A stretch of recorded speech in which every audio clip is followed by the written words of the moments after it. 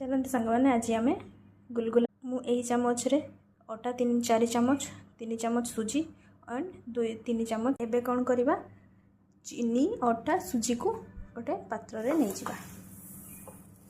ये मु कौन रखी लुण टेस्ट अनुसार टिके खाइबा सोडा एंड पान मधुरी एवं रिफाइंड तेल अल्प टिके रिफाइंड तेल दे या मिक्स कर मुझे पानी दे या गोड़े एक डो प्रस्तुत कर सारी। एबे या कौन करवा 15 मिनिट पर कवर कर रखिदबा। देखते बंधुगण एबे 15 मिनिट हो सारी।